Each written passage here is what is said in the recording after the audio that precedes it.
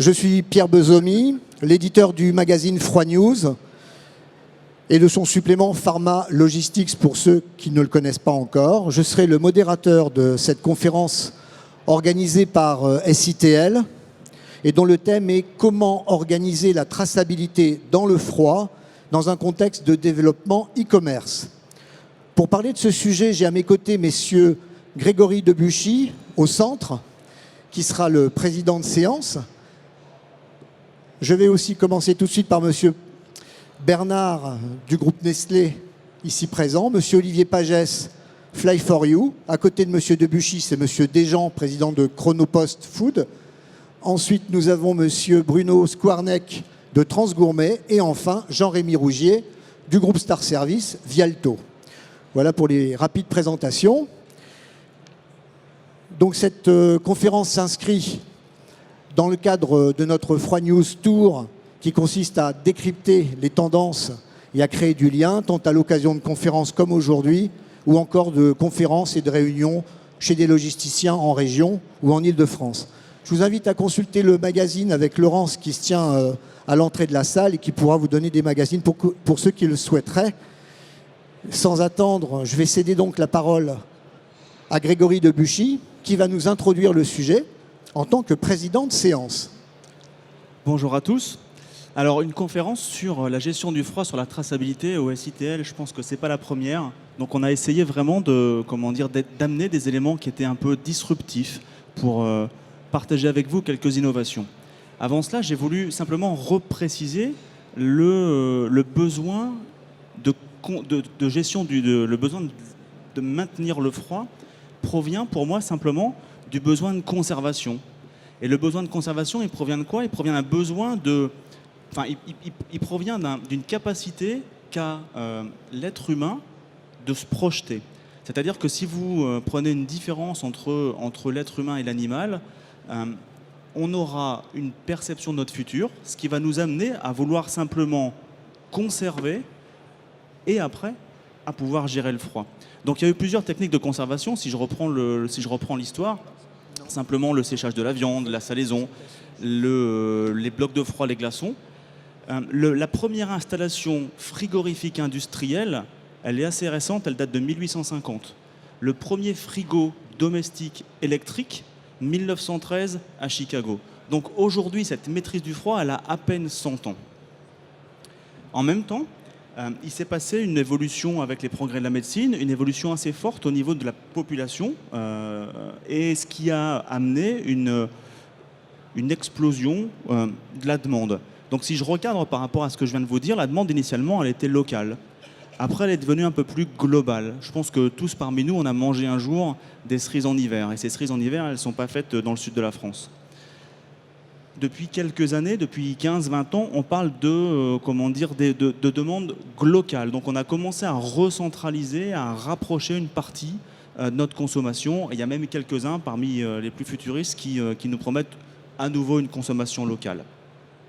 Donc cette évolution de la consommation, elle s'est également appuyée fortement sur des nouveaux besoins, comme Internet. Aujourd'hui, la plupart des biens qu'on consomme vont, en tout cas sur une tendance assez forte, être qualifiables de ce qu'on appelle ATAWAD. Alors ATAWAD, ça veut dire quoi? C'est Anytime, Anywhere, Any Device.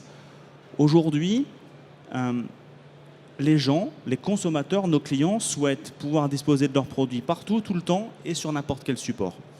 Et ça, c'est une des grandes forces d'Internet. C'est que ça va clairement dépasser les frontières. Il y a deux éléments dans la chaîne du froid qui sont à mes yeux importants. Cette notion de frontière, quand vous avez un circuit fermé, quand vous avez choisi de vendre vos produits dans un magasin, dans une chaîne de distribution bien précise, le marché est clos. Avec Internet, on a décloisonné ce marché-là. L'autre partie qui touche le même sujet, dans le monde médical, les bactéries et les virus, de la même façon, ne connaissent pas les frontières. Donc il va falloir être capable de traiter et d'amener des produits au froid pour des raisons de qualité et effectivement sur un territoire beaucoup plus important. Donc si je reprends Internet, la croissance de chiffre d'affaires d'Internet en France en 2015, c'est 14%. Je pense qu'on serait très nombreux à vouloir avoir une croissance de 14%. Donc il y a un véritable enjeu sur cette partie-là. Et avec l'évolution de la consommation est apparue la norme. Alors des normes dans le transport, dans la logistique, dans la manière de fonctionner, il y en a de plus en plus. Alors elles ont cette capacité à nous faire progresser. Alors elles rigidifient parfois un peu la manière de travailler, mais globalement elles nous font progresser. Et ces normes sont de plus en plus nombreuses. Donc aujourd'hui on a affaire d'un point de vue supply chain à une évolution de la demande qui est forte, un arrêt des frontières, un besoin de conservation qui est évident et qui date de la nuit des temps pour l'être humain, avec une normalisation de plus en plus forte. C'est à cet enjeu-là que d'un point de vue supply chain on va devoir répondre. Pour vous, pour éclairer un peu cette question-là, j'ai vraiment l'immense chance et honneur de pouvoir partager cette tribune où on vous proposera des solutions qui sont volontairement disruptives, qui sont innovantes par rapport à ça. C'était l'enjeu d'aujourd'hui. Là, on vient d'avoir une petite disruption sonore, mais on va s'en sortir quand même. Donc merci pour cette introduction. On ne vous avait pas prévenu, il y a quelques intellectuels à cette table et on va très bien s'en sortir. Donc pour continuer justement avec le niveau de qualité de Grégory, on va se retourner vers le cœur du sujet aujourd'hui qui est donc quelles sont ces fameuses nouvelles technologies et organisations innovantes qui permettent de satisfaire à ces impératifs de traçabilité en toutes circonstances pour assurer la santé à la fois alimentaire et la santé tout court avec les produits pharmaceutiques. Donc je me tourne vers Jean-Rémy Rougier. Jean-Rémy Rougier qui est plus spécialisé chez Vialto, la division ou la marque pharma. Donc Jean-Rémy, la gestion de la chaîne du froid et le maintien de la température dans le cadre de l'e-commerce et de la logistique du dernier kilomètre, je crois que vous en connaissez un rayon chez Star Service en général et chez Vialto en particulier. Présentez-nous rapidement Star Service et Vialto, s'il vous plaît. Oui, bon, tout d'abord, bonjour à tous et merci de m'avoir invité à cette table ronde. Effectivement, le groupe Star Service, c'est aujourd'hui 3000 personnes, 2700 véhicules en propre, 4 pôles d'activité distincts, notamment donc, la partie historique, l'alimentaire, qui va aujourd'hui de la livraison sortie de caisse jusqu'à la livraison du plateau repas du patient dans son frigo. Donc avec une traçabilité complète jusqu'à la destination finale. Un pôle retail qui est surtout effectué pour des prestations très particulières. Un nouveau pôle également sur la partie automotive qui nous permet de livrer les pièces automobiles à H+4 sur toute la France avec des points relais. Et le pôle que je parlerai plus précisément aujourd'hui au niveau de la traçabilité, c'est Vialto. Vialto qui est issu de deux entités, donc notamment Biotrans qui appartenait déjà au groupe Star Service et TSE qui vient d'intégrer le groupe l'année dernière pour créer Vialto qui a été créé le 1er avril 2015. Alors concrètement, pour votre entreprise, qu'est-ce que ça représente l'engagement de Star Service dans le domaine de la traçabilité des températures? Vous pouvez nous donner quelques chiffres ? Oui, alors en plus ça tombe très très bien parce que ce matin nous présentions notre nouveau système de traçabilité de 3e génération qui est une traçabilité spécifique au niveau des produits de santé.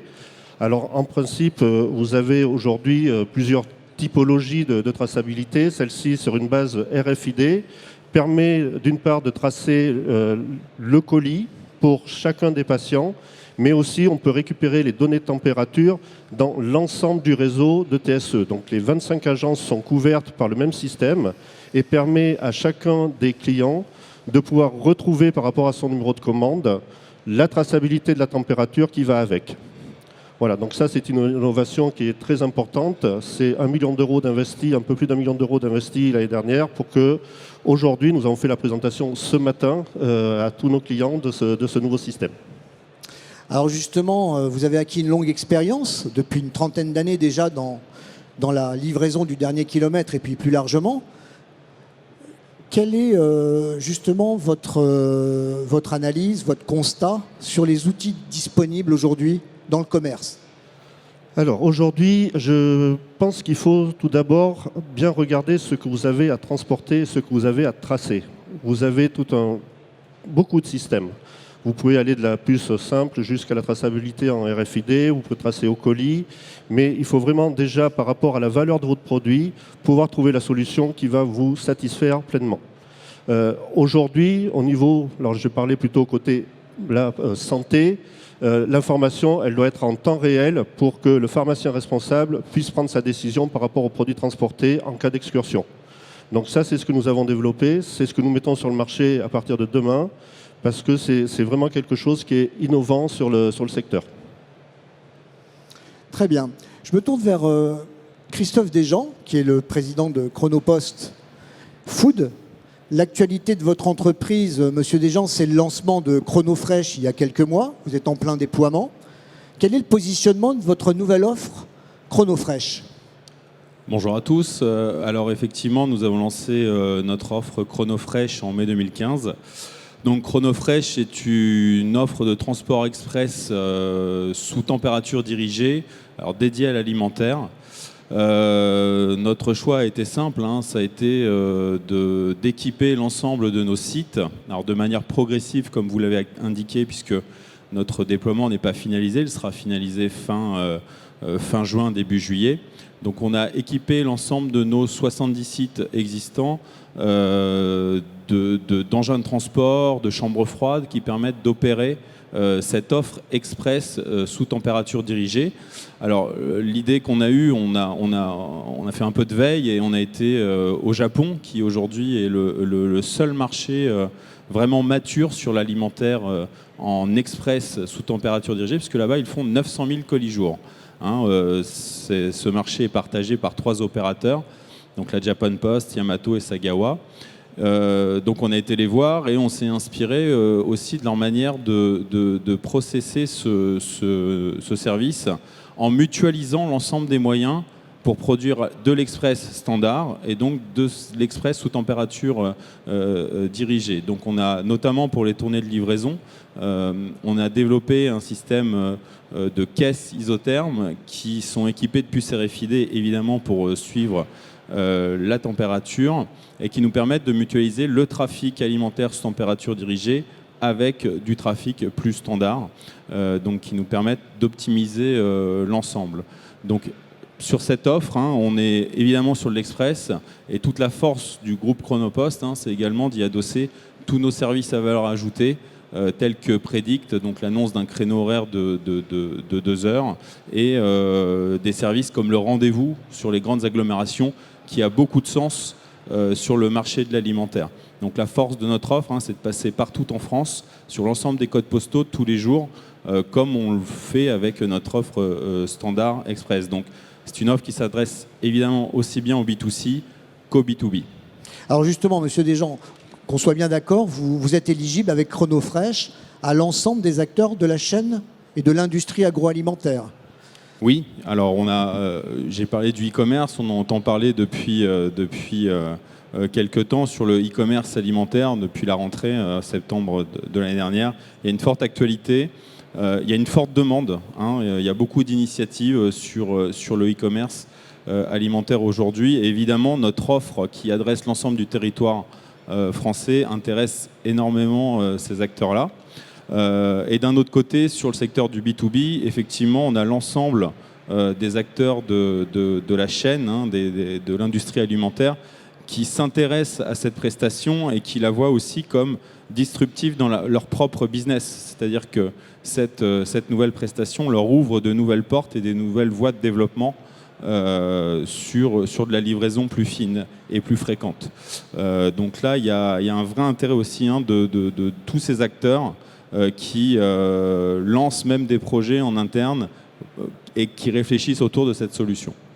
Je reviens sur Jean-Rémy Rougier pour Star Service, un peu plus que pour Vialto, parce que je ne crois pas qu'actuellement dans le secteur pharma, l'e-commerce soit particulièrement développé. En revanche, sur l'activité plus alimentaire, vous avez commencé à répondre à l'e-commerce depuis combien de temps environ ? Alors, Star Service, il y a plus de 30 ans que ça existe. Le e-commerce, ça fait déjà quelques années que nous travaillons dessus. Il y a plus de 10 ans que nous travaillons sur cette activité, parce que c'est vrai que ça se développe de plus en plus, qu'il faut trouver effectivement des solutions adaptées à chaque situation. Et c'est pour ça que nous innovons en permanence, alors soit en créant des véhicules bi-tri-température permettant justement d'effectuer qu'une seule livraison avec plusieurs produits à l'intérieur. Et donc pour cela, vous avez tout un type de flotte de véhicules qui va du véhicule utilitaire jusqu'au tricycle, au triporteur. Tout à fait. C'est ça. Alors pour revenir à Monsieur Desgens, justement, pour vous, aujourd'hui, quels sont les enjeux de l'e-commerce dans le B2B dans les années à venir ? Comment voyez-vous cette activité se développer ? Alors c'est vrai qu'on parle beaucoup du B2C pour l'e-commerce, puisqu'il y a beaucoup d'activités et beaucoup d'actualités, mais on est persuadé que le B2B sera également un secteur qui va se développer en e-commerce, notamment sur la livraison des restaurateurs ou bien des commerces de bouche. Il va y avoir également une évolution, hein. Il y a des projets en cours chez certains de nos prospects qui nous démontrent que, alors évidemment, ce marché va mettre plus de temps à devenir mature, mais c'est un marché à fort potentiel, oui. Est-ce qu'il y a déjà des questions dans la salle? Je vois, est-ce qu'il y a des mains qui se lèvent pour poser des questions? Pas encore, ok. Alors, dernière question pour vous. Il y a quelqu'un là-bas? Ah, ok. J'arrive.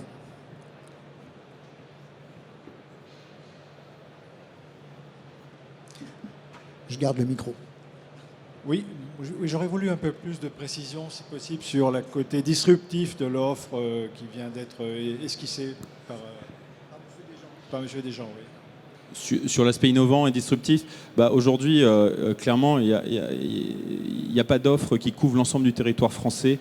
Aujourd'hui, d'un point A à un point B, si vous voulez faire du Lille-Marseille en monocolie express, voilà, c'est là où notre offre a du sens, sous température dirigée, puisque l'express, encore une fois, existe depuis longtemps. Et on va aller au-delà, puisqu'on fait partie d'un groupe, DPD Group, puisqu'on est un peu le pilote pour ce groupe. Si ça fonctionne bien en France, on développera cette prestation dans nos autres business units, et ce qui nous permettra de faire du cross-border en express en Europe déjà. Alors tout le monde n'a peut-être pas encore goûté aux produits distribués par de l'e-commerce, produits alimentaires, j'entends.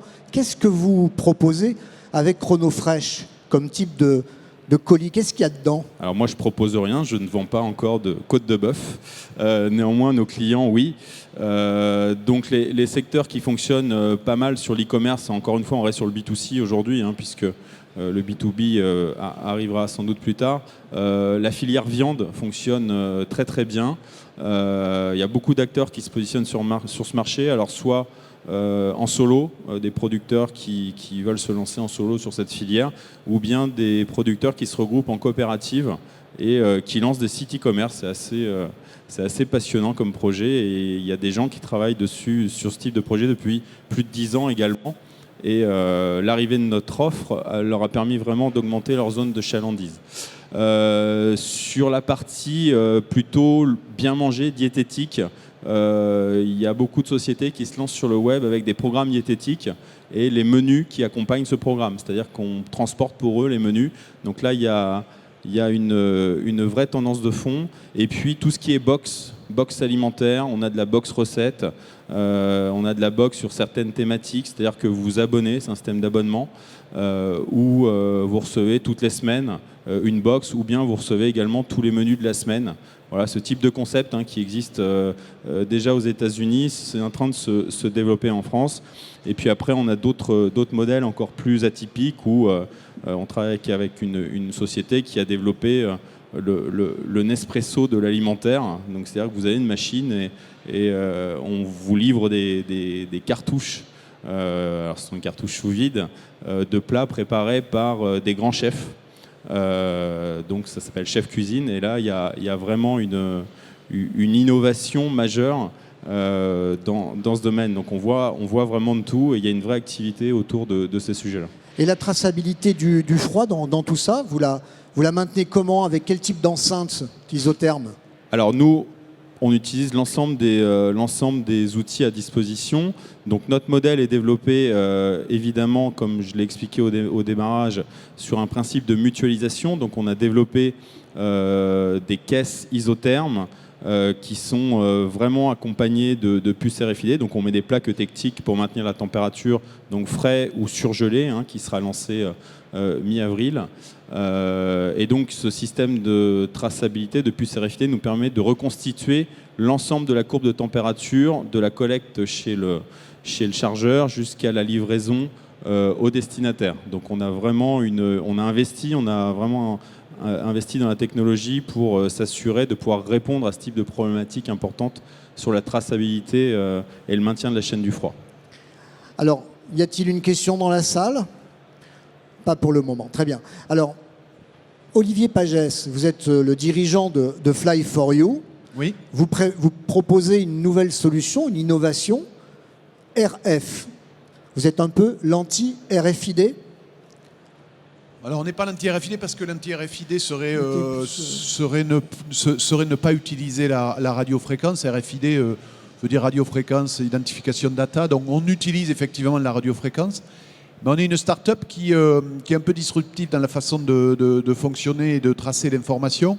La promesse de Fly, c'est d'embarquer l'information sur tous les actifs mobiles dans la supply chain et en B2B. Donc on est très spécialisé B2B, on n'est pas du tout B2C et on est très supply chain. La promesse, c'est on a la conviction que dans quelques années, et on espère le plus tôt possible, l'ensemble des marchandises, des supports de manutention, des pièces détachées vont parler. Vous me direz que pour un gars du Sud-Ouest, faire parler les marchandises, c'est pas mal, je vous l'accorde. Avec l'accent en plus. Mais l'idée vraiment, alors on est une start-up qui est toute jeune, on a moins d'un an, mais on a une dizaine de pilotes dans la supply chain et dans des secteurs aussi différents que l'agroalimentaire, l'aéronautique, l'industrie. Et concernant la chaîne du froid, on a vraiment une capacité à embarquer de l'information, à mesurer la température au travers d'une nouvelle approche, puisqu'on est plus proche de la RFID active que la RFID passive. Sans vouloir faire le procès de la RFID passive, en gros, le passif va vous dire si votre marchandise est passée par la porte en face, là, il y a 2 panneaux, ça pourrait être un portique. Mais par contre, 2 jours après, elle est incapable de vous dire s'il est toujours sur le site. Donc, sur ces bases-là, on travaille, nous, avec de nouveaux réseaux de radiofréquences qui ont la capacité à être nationaux, voire européens, et qui ont une caractéristique forte, c'est de ne consommer extrêmement peu d'énergie. Ce qui fait qu'un émetteur comme ça dure 4 ans. Alors, celui-ci en particulier fait 2 points GPS par jour. Et on est entre 1,5 € et 2 € par mois actifs que l'on place sur un support de manutention, une marchandise, une pièce détachée, et et ensuite qui envoie ces informations dans un réseau dont on peut parler. Alors, juste quand même, je voulais faire une parenthèse. Avant-hier, vous avez quand même été primé. Je crois que vous pouvez le dire. Oui, alors c'est gentil, je ne savais pas que vous le saviez. Bon.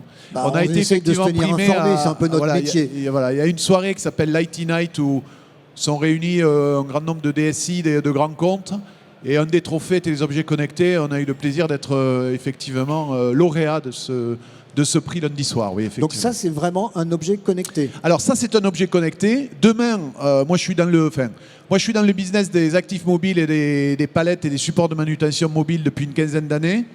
J'ai switché récemment sur le sujet du tracking parce que je pense que c'est la prochaine révolution dans le métier de la supply chain, c'est embarquer de l'information sur vos produits, sur vos marchandises. L'objectif, c'est de pouvoir vous donner à des tarifs extrêmement compétitifs ou qu'au moins vous puissiez vous poser la question, qu'est-ce que ça veut dire dans mon métier, dans ma supply chain, que de fournir à mon client une information en plus du produit. Alors, nous, on observe dans nos métiers, dans notre expérience, que l'information embarquée peut vous aider aussi non seulement à atteindre des objectifs en interne, mais aussi à passer d'une logique de business model produit à une logique de business model service. Je prends par exemple l'exemple de Michelin qui aujourd'hui ne vend plus de pneus, mais vend de l'usage du pneu. Je pense que dans beaucoup d'activités, dans vos activités, embarquer de l'information sur vos marchandises, vos supports de manutention et dans la supply chain, parce que c'est le bras armé vers vos clients, vous allez pouvoir enrichir votre service, ajouter une corde à votre arc produit, une corde service, et je pense que c'est la nouvelle évolution de demain. Ces technos existaient déjà, mais ce qui a été révélateur de la nouveauté, de la novation, c'est que on a des opérateurs du type Sigfox, dont vous avez peut-être entendu parler, du type LoRa, qui travaillent sur des basses fréquences, très peu d'informations transmises sur des réseaux nationaux, voire européens, voire mondiaux aujourd'hui, qui consomment extrêmement peu d'énergie et donc qui permettent d'avoir une autonomie de batterie extrêmement forte et donc des réductions de coûts très importantes. Donc l'information embarquée est à nos portes aujourd'hui. Alors, il est embarqué, vous l'avez dit tout à l'heure, sur des palettes. On peut les mettre également dans des containers, dans tout type de colis. Dans quoi d'autre encore? Alors, c'est peut-être un peu éloigné de la température, mais effectivement, si on veut rester sur le sujet de la température, demain, je pense que tous les supports de manutention seront tracés. En plus de suivre la température de containers, de remorques, de frigos, on suivra en détail, soit directement, soit au travers du système de transmission et de transmission de données de la remorque. On suivra on suivra le niveau de température de chaque au moins de l'actif de manutention, du support de manutention et donc des produits. Et c'est vrai dans les containers, ce sera vrai dans les remorques, sur des palettes, sur des gros supports de manutention. Et je crois qu'à terme, sur des colis, je pense qu'on n'est pas prêt aujourd'hui, mais je pense qu'au niveau de l'unité de transport colis, je pense que d'ici quelques années, on sera capable de faire ça. Merci. Pour revenir à Grégory Debuchy pour Biomérieux, par exemple, vous en êtes où, vous, dans la traçabilité des colis que vous confiez à vos prestataires de transport? Qu'est-ce que vous utilisez comme technologie? Alors on utilise de la technologie, on va dire classique aujourd'hui de marquage d'étiquettes, hein, de normes, de code à barres. On travaille effectivement avec nos amis de Chronopost sur le marché français et on livre en gros des produits qui servent à détecter des agents pathogènes. Donc on les livre aux laboratoires, aux hôpitaux, ou voire à quelques industriels pour qui on travaille dans les processus de production. Et je dois dire que ce que j'entends aujourd'hui me conforte vraiment, puisque clairement, ces produits-là ont des contraintes, ont des besoins de gestion de température. Et quand vous livrez dans une pharmacie, alors c'est pas exactement mon cas, mais l'image est la même, dans une pharmacie ou dans un laboratoire, vous n'y allez pas forcément en palette complète. Et en France, je dois bien dire qu'aujourd'hui, on n'a pas d'offre d'un transporteur, d'un prestataire qui nous permette de travailler en express sur des petits volumes avec une température complètement contrôlée. Donc les deux approches qu'on vient d'entendre me confortent beaucoup, parce que d'un point de vue, on va dire, valeur médicale de nos produits, on va l'enrichir encore à date pour des raisons de non-existence de cette offre-là. On travaille avec un système de tolérance, donc on essaie de mesurer le nombre d'heures passées en dehors d'une température dirigée pendant le temps de transport de nos produits. Donc avec ces offres-là, je pense qu'on franchira clairement un cap de traçabilité, même si aujourd'hui on l'a d'un point de vue GS1, code à barre, suivi, mais d'un point de vue qualité sûrement. Je vais relancer quand même Jean-Rémy Rougier pour peut-être répondre à ce que disait Grégory Debuchy sur les offres. Justement, vous, je crois que chez Star Service, Vialto, vous avez des solutions déjà. Alors effectivement, nous avons un réseau express J+1, toute France, et également en connexion avec la Corse en J+2. Effectivement, à aujourd'hui, n'existait pas une traçabilité complète sur un réseau. C'est-à-dire que, comme je disais tout à l'heure, vous pouvez à aujourd'hui tracer un colis avec un indicateur de température à l'intérieur, avec une remontée de température en temps réel de ce colis au moment de la livraison. Mais sur la partie réseau, jusqu'à présent, n'existait pas ce produit qui permettait de reconstituer votre courbe de température par rapport à tous les endroits où passait votre colis. C'est ce que nous avons développé, c'est ce que va être en activité, qui est déjà testé et qui sera en activité dès le mois enfin, je l'espère, je touche du bois, dès la semaine prochaine, parce que nous avons tout qualifié au niveau de nos chambres froides et également donc multitempérature, hein, nous avons les 3 températures de santé, et également sur tous nos véhicules qui sont utilisés sur le réseau. Donc, à aujourd'hui, vous tapez votre numéro de commande sur notre portail de commande et vous avez un bouton qui va vous permettre de récupérer la courbe de température par rapport à tous les endroits où sont passés vos colis. Et ça, on peut le dire, c'est vraiment une innovation aujourd'hui parce qu'effectivement, ça n'existait pas sur le marché. Merci. Y a-t-il éventuellement une question dans la salle sur les questions qui viennent d'être, les sujets qui viennent d'être traités ? J'arrive.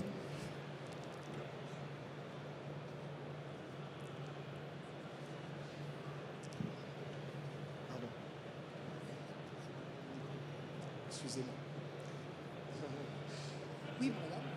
Musati. Question pour Monsieur Pagès. Oui, madame. Quelle est la limitation de votre solution pour l'implémenter? Vous avez dit aujourd'hui que la solution n'était pas prête d'être implémentée au niveau colis. Quelle est la limitation de la solution, ou quelles sont les limitations techniques aujourd'hui pour l'implémenter au niveau colis et pourquoi pas même au niveau unité de consommation? Alors, c'est l'encombrement en fait. C'est-à-dire qu'en fait, c'est un outil actif, typiquement supply chain, mais qui emporte ici deux piles. Et en fait, la majorité du volume que vous voyez ici est occupé par les piles et donc l'autonomie d'énergie. Donc, on travaille sur des solutions non seulement tout petit peu plus économes en énergie, mais également excluant par exemple le GPS, qui est par exemple pour un certain nombre de vos activités pas nécessaire sur un certain nombre de fonctionnalités. Donc on peut très bien économiser peut-être une pile et là réduire à peu près de 50% l'encombrement. Néanmoins, ça restera relativement encombrant par rapport à une unité colis ou même évidemment une unité produit. Ensuite, le deuxième point, c'est que ce sont des outils qu'on va amortir sur la durée d'autonomie de la pile. Donc il faut avoir un système de reverse logistique pour récupérer ces devices, pour les renvoyer au site d'expédition après les avoir récupérés en site d'arrivée. Donc tout ça est tout à fait possible, mais pour l'instant au niveau colis, on est encore un peu jeune. Mais je pense que ça va arriver assez rapidement. Maintenant, c'est des outils, on est très supply chain. Par exemple, on n'a pas d'état d'âme pour... parce qu'on sait qu'en supply chain, il y a des poètes, mais il n'y a pas que des poètes, si vous voulez. Donc, c'est des outils qui sont véritablement faits pour de la manutention et du mouvement. Sous les pavés, la plage. Voilà, exactement. Merci à vous. Ne recommencez plus. Non, hein. non. Alors, Bruno Skoarnek, vous êtes le responsable filière transport pour Transgourmet. Je reviens vers les solutions proposées dans le cadre de la traçabilité par les frigoristes. Quel est votre retour d'expérience avec les solutions que vous exploitez aujourd'hui, à la fois en traçabilité pour la production du froid de vos produits? Avant, vous pouvez peut-être présenter un peu Transgourmet pour ceux qui vous connaissent mal ou pas. Bonjour à tous. Donc Transgourmet, nous sommes grossistes distributeurs auprès de la restauration hors domicile. Donc notre périmètre est franco-français. Bruno, parlez bien dans le micro comme ça, s'il vous plaît. Vous m'entendez là? Mettez-le là parce qu'ils n'entendent pas au fond. Notre périmètre, je disais, est franco-français. On distribue 6 000 à 8 000 positions par jour, avec à travers 26 entrepôts à travers la France, plus 20 plateformes de cross-dock et une flotte de 750 camions. Notre concept est multi-température. Donc on livre du frais, de l'ambiant et du surgelé simultanément. Donc c'est plusieurs commandes en fait qui vont être livrées par un seul camion avec une seule facture. Voilà pour l'activité. Nos évolutions en fait sur la partie e-commerce, parce que c'est un peu le sujet quand même, donc voilà. je peux peut-être en parler un peu là tout de suite. Quel est vous en êtes où vous par rapport à cette nouvelle activité? Alors sur le e-commerce aujourd'hui, on a un système qui s'appelle e-gourmet, donc un système en ligne qui permet à nos clients de commander directement. Aujourd'hui, ça représente 20% de notre volume. On a un objectif à 30% en fait d'ici la fin de l'année, donc c'est quelque chose qui se développe quand même plutôt bien. En marge de ça, en fait, on a une solution qui a été évoquée tout à l'heure par mon collègue à droite qui s'appelle Équilibre, qui nous permet en fait de proposer un concept de menu pour un nombre de couverts donnés sur un système de restauration. C'est plutôt destiné en fait à la restauration collective. Et donc nous, notre job, je dirais, c'est d'approvisionner en fonction du volume, du besoin et de la fréquence. Derrière ça, sur la partie e-commerce et accessibilité de l'information également, on tend à décloisonner un petit peu nos systèmes de manière à mieux les faire communiquer et être prêt demain à travers ce système d'information, à travers le e-gourmet, pour communiquer sur un état de stock en temps réel et également sur le positionnement des camions et la traçabilité de température. C'est pour demain. Dans un proche avenir, vous aurez de nouvelles solutions qui vont elles-mêmes être très vite obsolètes avant d'avoir remplacé l'intégralité, équipé puis remplacé un parc comme le vôtre? Ça prend combien d'années?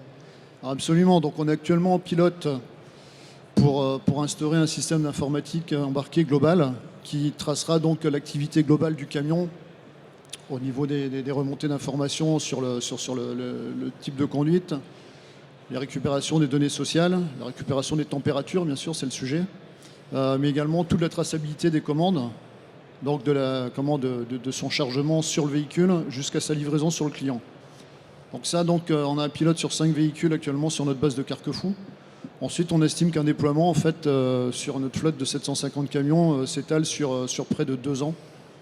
Bon, il faut que ça se mette en route et il faut que ce soit donc correctement exploité.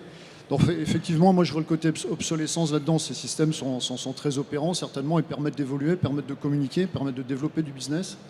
Derrière ça, je dirais une fois qu'on a fini de développer, il est déjà temps de penser en fait aux nouveaux systèmes qui sont en train de sortir.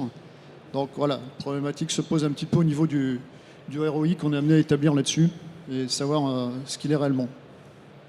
Et tout ça, vous allez l'introduire dans votre système avec le TMS que vous exploitez. C'est facile à changer? Alors le TMS, on a une certaine expérience quand même parce que ce sont des choses qui sont en place sur notre réseau depuis maintenant plus de 15 ans. Donc on en a expérimenté 3. L'implémentation, oui, se fait facilement. Le principe de cette informatique embarquée sera donc d'intégrer nos tournées de distribution. Et je dirais que les interfaces sont effectivement assez simples à réaliser. Et le processus en amont de la tournée de distribution, vous pouvez nous le décrire un peu chez Transgourmet? Comment ça se passe?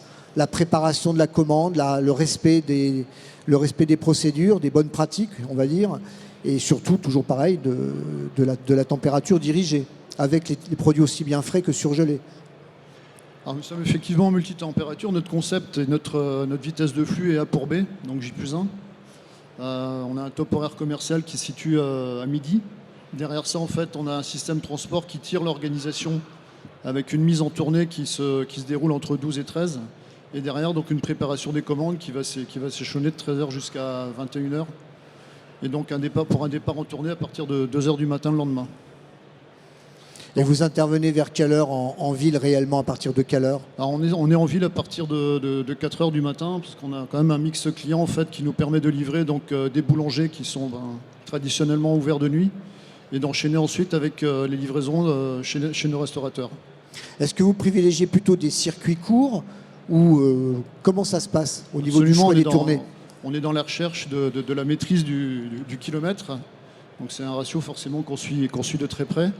Donc notre TMS justement nous sert à ça, nous sert à rationaliser nos tournées et à faire en sorte qu'on évolue sur des circuits très très courts en ville, sachant qu'en restauration on est tenu d'avoir tout livré avant 11h. Donc il faut qu'on ait terminé nos circuits de distribution donc, sur cet horaire-là, et donc qu'on puisse libérer les villes entre 11h et midi. Pour vous, la solution idéale en matière de traçabilité des températures, qu'est-ce que ce serait? Vous avez déjà en tête quelque chose que vous attendez? Alors vous me posiez la question tout à l'heure sur les solutions frigoristes, on les a déjà expérimentées, elles sont performantes, elles sont pertinentes. La difficulté pour les exploiter, c'est de travailler en fait en multi-fournisseurs. Moi j'ai 3 frigoristes aujourd'hui sur mon parc. Et je souhaite malgré ça avoir donc une exploitation qui soit homogène et qui soit la même sur tous les établissements. C'est pourquoi on tend vers une solution donc, globale d'informatique embarquée qui sera traiter les deux. Frigoriste, on est bien d'accord, constructeur de groupe frigo. Absolument. Très bien, donc 3 fournisseurs. 3 fournisseurs, oui. Dans les caisses que vous exploitez, dans les carrosseries isothermes que vous exploitez, qu'est-ce que vous avez apporté en plus récemment pour optimiser justement votre professionnalisme et assurer encore mieux le maintien de la température au point de consignation? Alors sur les caisses, ce qu'on privilégie, c'est de pouvoir livrer vite. Parce que comme je le disais, donc on pose des circuits de distribution courts. On se doit livrer vite parce qu'on se doit quand même d'être productif sur une tournée de distribution. Donc on travaille, on fait évoluer nos caisses en fait dans cet objectif. Et on travaillait depuis quelques années avec nos constructeurs carrossiers pour faire évoluer en fait le système d'ouverture. Et on a mis donc cette année 140 camions à la route équipés de rideaux relevant automatisés. Donc ce principe en fait permet déjà de préserver nos chauffeurs-livreurs. C'était un premier objectif également. c'est limiter un petit peu les TMS et les problèmes de dos. Derrière ça, en fait, on maintient forcément mieux la chaîne du froid parce que les fermetures de porte se font automatiquement. Le chauffeur n'a plus à les rabattre, donc une simple pression et la porte se ferme. Donc là, on a une réelle avancée également et on sollicite beaucoup moins nos groupes frigo. Il y a aussi en complément un dispositif que vous avez ajouté avec le fameux rideau d'air. Voilà, tout à fait. Donc les rideaux d'air équipent aujourd'hui 100% de notre flotte. C'était un passage obligé dans la mesure où le rideau lanière n'a jamais fait office car les chauffeurs s'en débarrassent assez rapidement. Donc si on ajoute le système de volet roulant automatique, la caisse isotherme qui va bien, le rideau d'air, la traçabilité, on obtient une bonne livraison et a priori, vous avez un taux de qualité qui peut être révélé en public. Vous avez un chiffre ? Aujourd'hui, notre taux qualité, du moins tout ce qui est donc incident température est proche de zéro. On passe, au-delà de ces outils, on a un process qui est certifié ISO 22000, par lequel en fait nos véhicules sont forcément mis à température avant de partir en tournée de distribution. Donc cette mise en température, elle se fait de manière automatique ou par intervention donc humaine. Et elle est forcément en fonction de la météo. La durée de mise en température ne sera pas la même en été qu'en hiver. Jean-Rémy, chez Star Service, vous confirmez au niveau de la qualité ce niveau atteint par France Gourmet ? Alors effectivement, aujourd'hui nous sommes également proches de zéro, alors notamment sur la santé où nous sommes obligés plutôt d'être à 100% parce que voilà, pour les raisons que vous vous doutez, il y a tout de suite un impact patient et effectivement il faut que les livraisons soient maîtrisées de plus en plus et la température elle n'est plus seulement dirigée mais elle est également maîtrisée et ça c'est très important. Alors effectivement il y a des évolutions techniques sur les véhicules avec notamment donc des épaisseurs de parois, de nouveaux groupes qui fonctionnent. Nous avons équipé la majorité de nos véhicules de groupes électriques relais une fois que vous avez coupé le moteur pour que la production de froid ou de chaud continue à s'effectuer dans le véhicule et ça c'est très important pendant les phases de livraison. Jusqu'à présent, nous étions obligés de couper le moteur, de fermer à clé, de pouvoir les livrer, de revenir dans le véhicule. Aujourd'hui, ces systèmes permettent de continuer la traçabilité de la chaîne du froid et permettent de maintenir cette température sur les 3 compartiments. Et ça, c'est aussi de grosses évolutions qui ont eu lieu.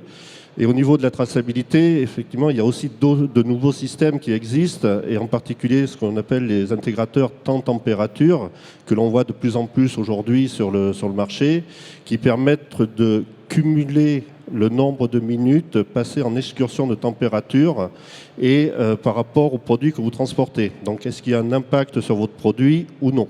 Donc ça aussi, ce sont des éléments qui sont de plus en plus recherchés par tous les prestataires, pour bien contrôler et maîtriser sa chaîne du froid. Pour revenir à l'e-commerce, vous avez un début de marché qui s'ouvre pour vous dans le domaine pharma ? Alors, aujourd'hui, c'est encore les prémices, mais effectivement, demain, nous avons déjà mis en place certaines solutions pour pouvoir livrer encore plus rapidement et surtout de maîtriser toute cette partie température qui est de plus en plus importante, notamment avec les bonnes pratiques de distribution de 2013 qui ont énormément changé la donne et surtout sur la partie, ce que l'on appelle température ambiante, qui est aujourd'hui une température maîtrisée obligatoire entre plus 15 et plus 25 degrés. Et ça, cette parution a beaucoup changé au niveau des fabrications de groupes et de conception des véhicules. Merci. Marc Bernard, vous êtes le responsable transport pour Nestlé et plus particulièrement chez Erta. Alors chez Erta, tout le monde connaît Erta. Il y a une petite Knacky qui va bien chez Erta. Tout à fait. Bonjour à tous et merci de m'avoir invité pour ce sujet. Erta, oui, tout le monde connaît. C'est présent dans beaucoup de frigos en France et on fait partie des marques les plus connues en France.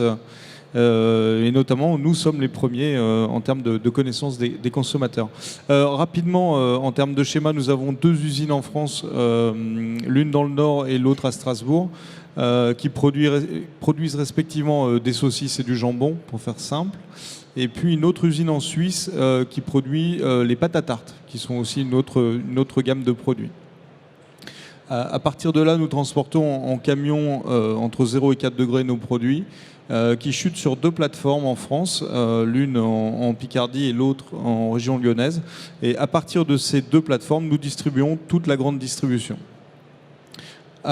J'ajoute un mot là-dessus. Sur ce circuit en termes de maîtrise des températures, nous avons des points de température qui sont très précis au départ de l'usine, au départ à l'arrivée sur la plateforme, au départ de la marchandise, et des prises de température qui sont faites par nos clients, qui sont autrement dit les clients de la grande distribution, et qui sont équipés de matériel et qui sont formés pour prendre des températures et valider la réception. Alors justement, pour la partie traçabilité des températures, qu'est-ce que vous exigez de vos prestataires transport ou de vos propres matériels ? Alors, la question que je me pose, et c'est tout l'intérêt de ce sujet, c'est qu'aujourd'hui, on a affaire à une suite et une supply chain de professionnels, c'est-à-dire que ce soit un réseau intégré comme celui d'Erta, de transporteurs ou de distributeurs. On sait tous prendre des températures, on a tous les protocoles et tous sont très bien protocolés en termes de prise de température, avec une première prise de température avec différents matériaux normés, étalonnés. Et j'allais dire, allant de la prise de température classique jusqu'à la destruction du produit pour valider cette réception-là. Et la question que je me pose, moi, dans ce développement du e-commerce, j'y viendrai dans ma conclusion, mais je pense que c'est quelque chose maintenant, le e-commerce, maintenant, c'est un lieu commun, on est sûr que ça va se développer. C'est aujourd'hui, pour Erta, la question que nous nous posons, c'est effectivement, ça peut être un pan de business intéressant et une porte qui s'ouvre. Pour autant, comment va se faire cette transposition d'un milieu de professionnels de prise de la température et de la maîtrise de la chaîne du froid vers un réceptionnaire qui va être Madame Michu, Monsieur Tartampion ou autres, qui ne sont pas spécialistes et qui ne sont pas équipés de matériel. Et c'est ça que je cherche un petit peu à rendre plus concret et à attendre des réponses. Monsieur Desjean, vous avez peut-être un commentaire ou une réponse à formuler ? Nous, historiquement, sur l'activité de Chronopost, on a toujours beaucoup investi sur la traçabilité, à la fois pour nos chargeurs et évidemment pour les destinataires, puisqu'on a une forte présence sur le B2C. Donc c'est une question qu'on connaît bien. On a sur le froid, on a fait la même chose, c'est-à-dire que l'ensemble de nos courbes de température partent encore une fois de la prise en charge chez le chargeur jusqu'à la livraison du destinataire final. Alors effectivement, tous les destinataires particuliers n'ont pas de thermomètre chez eux pour vérifier la température. Néanmoins, s'il y a un doute, s'il y a une demande, le chargeur peut nous demander, comme tous les chargeurs, la courbe de température et on lui prouvera que la chaîne du froid a été respectée jusqu'au destinataire final. Monsieur Pagès, vous vouliez ajouter Oui, moi je voudrais rajouter un point sur le e-commerce versus supply chain. Je pense que la grande distribution a appris un certain nombre de choses dans le e-commerce qui représentent à peu près 10-15% des volumes aujourd'hui. C'est quand un client subit une rupture de produit sur un magasin physique, il n'y a pas nécessairement perte de clients. Dans le e-commerce, c'est définitif, vous passez du site web Carrefour au site web Auchan, pour pas les nommer. Donc ça a appris quoi la supply chain de la grande distribution? Ça a appris quels sont les facteurs de rupture de chaîne et clairement on s'est aperçu que le facteur humain était très important. Ce qui fait que dans ces causes d'échec ou de rupture, ce qui fait qu'en fait la supply chain du e-commerce est de plus en plus automatisée. Et ça va rejaillir sur la supply chain globale de la GMS. C'est-à-dire qu'aujourd'hui, vous voyez les préparations de commandes qui sont de plus en plus automatisées. Vous avez des supports de manutention qui demandent des qualités importantes pour éviter des problèmes et des causes d'échec. Donc je pense que l'évolution, y compris dans le suivi de température, va imposer un certain nombre de contraintes aux industriels, en particulier dans le suivi de température, pour qu'on aille jusqu'au bout de la logique, c'est-à-dire jusqu'à suivre, et en particulier si les technologies le permettent, de suivre automatiquement le suivi de température, je dirais presque jusqu'à l'unité, non seulement jusqu'à l'unité transfert, mais jusqu'à l'unité produit. Et je pense que si les technologies le permettent aujourd'hui, attendons-nous à ce que la grande distribution puisse demander ce type de choses rapidement. Alors rapidement, ça peut être dans 6 mois, comme dans 3 ans. Je n'ai pas la boule de cristal. Mais si la technologie le permet, la GMS le demandera. La GMS, c'est aussi les chargeurs, j'imagine. Marc Bernard, vous... Je vous le confirme. L'intérêt, ou le risque de ne pas livrer un produit au-delà de ses aspects marketing avec une certaine charte, on attend une tranche de jambon, une saucisse conforme ou une pâte à tarte, c'est qu'on a un risque sanitaire important. On est sur des denrées périssables et par définition, denrées périssables voulant dire si non maintien de la température, risque de développement de bactéries, de listeria et autres. Et c'est le cas de tous les produits puisque leur dénomination c'est denrées périssables. Et c'est ça où la santé rejoint la santé finalement, puisqu'on est sur les mêmes contraintes. Et la question que je pose effectivement avant de valider entre guillemets cet Eldorado du e-commerce, c'est de pouvoir dire qu'on ne va pas empoisonner Madame Michu si on a un problème sur une température quelconque. Le risque, il est là. Et on sait très bien on parlait de rupture tout à l'heure, on sait très bien depuis le Horsegate et depuis la difficulté sur la viande de cheval, tous les industriels au moindre pépin, et notamment sanitaire, risquent de perdre toute leur notoriété et finalement tout leur business. Donc d'un problème température qui paraît entre guillemets anodin, même si on est tous là pour se dire qu'il ne l'est pas, en tout cas anodin sur un petit problème mécanique par exemple, on risque de perdre toute la notoriété, toute la crédibilité d'un groupe qui s'est construit depuis des dizaines d'années, oui. Est-ce qu'il y a une question dans la salle? Je ne vois pas de main se lever. Pour revenir à vous, alors posez-vous votre propre question. Je m'auto-pose. J'ai quelques questions pratiques. Quand vous dites avec vos différents matériaux, combien de temps archivez-vous les courbes de température? Ou sont-elles disponibles combien de temps pour le consommateur ou pour le chargeur? Vous posez la question à qui? J'allais dire peu importe, puisqu'on a différents modèles et c'est tout l'intérêt de l'échange. Il y a différents modèles et technologies. Ouais. Nous, donc pour Chronopost Food, en fait, on utilise la technologie Big Data pour stocker l'ensemble de nos informations. Alors, j'ai envie de dire que c'est quasiment infini en matière de data sur ces infos-là. Imaginez, encore une fois, on a une expérience sur cet aspect-là de traçabilité chez Chronopost et en tout cas de stockage d'informations. On transporte chez Chronopost 600 000 colis jour et sur chaque colis, vous avez 5, 6, 7 événements de transport. Donc ça, aujourd'hui, pour nous, c'est pas une problématique majeure. On stockera assez. Bon, on a commencé que depuis mai, donc on n'a pas un historique profond. Mais les capacités techniques aujourd'hui nous permettent de stocker très largement et très longtemps toutes ces informations, que ce soit traçabilité température ou traçabilité transport, pour que alors puisqu'on a une cellule de supervision qui en temps réel exploite ces données de big data et qui gère les écarts éventuels observés avec les chargeurs quand il y a un écart identifié. Donc sur le stockage, j'ai envie de dire qu'aujourd'hui, ça, c'est pas une problématique puisque les technologies modernes, tout ce qui arrive, nous permettent d'adresser ce sujet assez efficacement. Jean-Rémy Rougier, chez Star Service et en particulier chez Vialto, quelles sont pour vous les marges de progression encore en matière de traçabilité et d'emballage? Parce qu'il y a un petit peu les deux. Les deux sont liés. Alors effectivement, aujourd'hui, nous utilisons beaucoup de froid actif, dit actif, donc parce que ce sont les groupes qui produisent la température. Il y a beaucoup de développement d'emballage de plus en plus. Alors c'est vrai que, pour le rappeler, nous travaillons beaucoup sur le territoire franco-français. Et effectivement, dès que vous passez à l'international, les risques se produisent surtout notamment sur certains produits, sur les hubs, sur tout ce qui va être aéroport, qui n'est pas forcément contrôlé. Et là, vous avez des possibilités d'excursion de température qui sont énormes.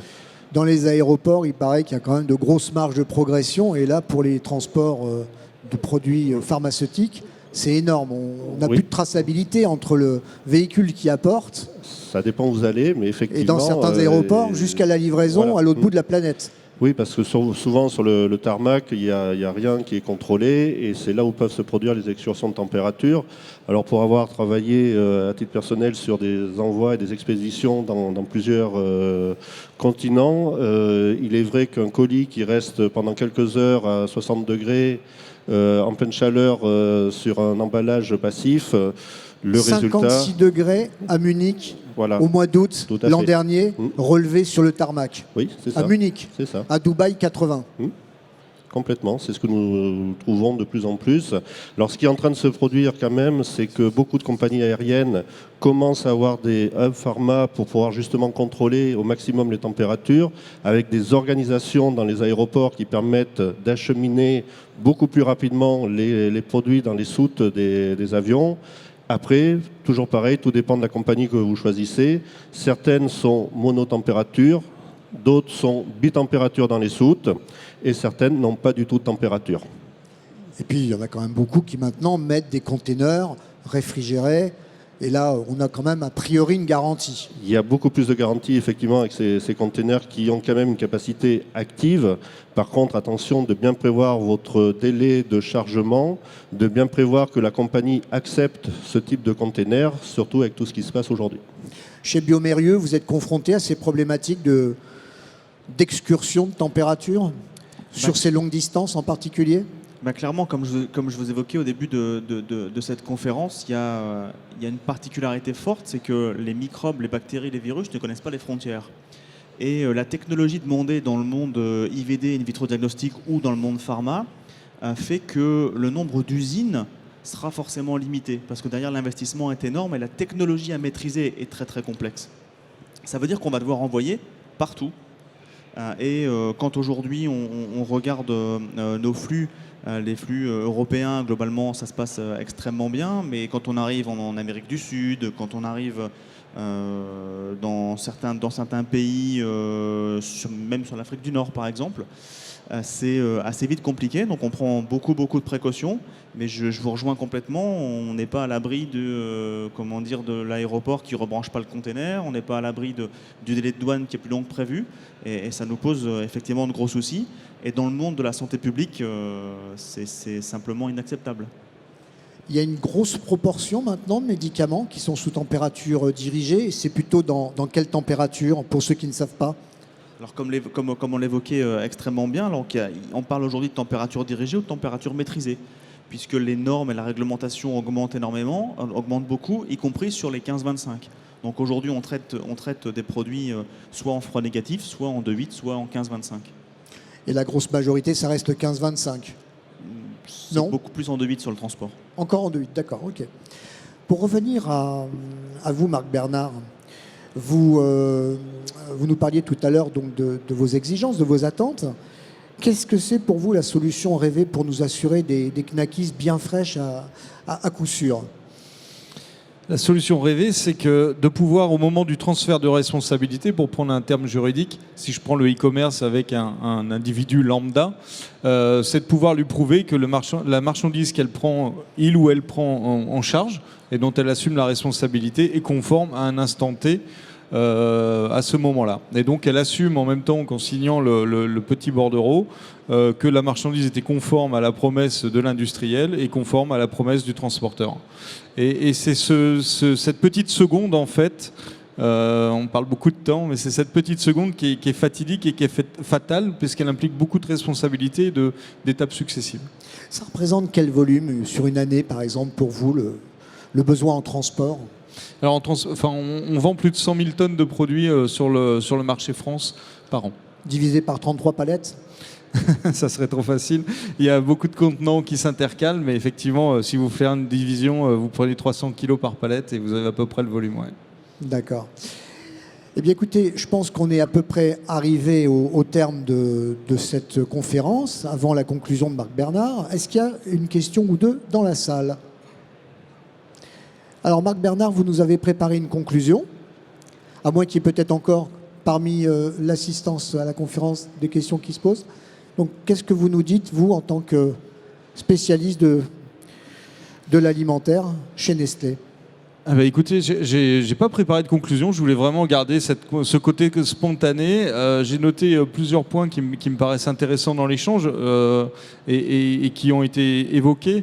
Le bon produit partout et tout le temps, je pense que c'est une dynamique en tout cas qui va s'appliquer à toutes les gammes de produits, qui étaient aujourd'hui limitées, on va dire, par la température. On imagine facilement un e-commerce de la chaussure ou du livre, mais on l'imagine moins sur le frais. Donc vous êtes aussi acteur et présent et de plus en plus, et je l'espère de plus en plus encore.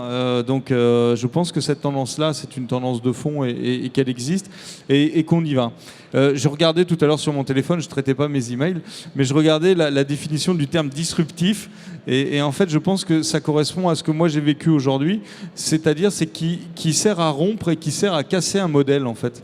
Et la définition, elle est là. Je pense que quelque chose s'est cassé, qu'on est en train d'explorer, en tout cas d'apercevoir des solutions, mais qu'on n'est pas encore, en tout cas c'est ma perception, 100% prêt. Sur tous les aspects. En tout cas, on sait qu'on a ouvert et cassé quelque chose, un mur, et on est en train tranquillement de le traverser. Alors, quand je dis tranquillement, c'est aussi un terme que j'ai beaucoup entendu, c'est le temps. On parle d'un temps technologique. Monsieur Pagès, à côté de moi, me dit sa solution va se mettre en place. Donc il y a quand même, on sait qu'on a ouvert quelque chose, mais qu'il faudra malgré tout du temps. Et on a tendance à s'habituer à l'immédiateté, mais je pense qu'il faudra encore du temps pour consolider les technologies, pour avancer et être au top sur le suivi des températures. Cette question-là du temps est importante. Ensuite, j'ai moi apprécié cet entrelacement des problématiques de santé avec les produits alimentaires, puisque les problématiques sont clairement identiques. On est vraiment en train de toucher l'humain et ce qu'il a de plus profond, c'est-à-dire sa santé. Ce qu'il va chercher, ce qu'il cherche déjà et depuis la nuit des temps à préserver sa santé. Donc on est vraiment sur un enjeu majeur et je ne vais pas dire philosophique, on parle beaucoup de business, on est tous en train de parler de business et de faire des chiffres d'affaires, mais on est aussi en train, à côté de ça, de parler d'humain et de respect de la vie humaine dans son ensemble. Donc ça, je pense que c'est une problématique qui dépasse clairement celle du business. Ensuite, sur la capillarité, j'ai aussi noté cet aspect-là. Je pense qu'on va s'adresser, nous, professionnels de l'industrie, du médicament ou du transport, à des gens qui aujourd'hui n'ont pas accès à tout cela. Et on va peut-être avoir aussi à adapter nos process. Donc, je pense que dans ce terme disruptif, je pense qu'il y a beaucoup de choses, mais il traduit une vraie image et c'est pour moi la conclusion, c'est-à-dire que quelque chose s'est cassé, on sait qu'il y a du bon de l'autre côté, du nouveau, et on va tous y aller, on a tous envie d'y aller, mais il nous faut encore peut-être un peu de temps, ou en tout cas on n'est pas encore aujourd'hui à 100% prêt pour s'installer là-dessus. Bien, je vous remercie Marc Bernard. Moi je voulais juste ajouter que j'étais très impressionné depuis ces récentes années que je fréquente l'univers du froid, de voir la technologie, les technologies que vous déployez, la rigueur dans tous les domaines. Moi, je suis épaté et je crois qu'on peut manger globalement en sécurité. Il y a très peu d'incidents, très peu d'accidents. Je voulais également vous remercier donc de votre présence ici même, à vous tous également. Puis je vous souhaite un bon ICTL Europe. Merci.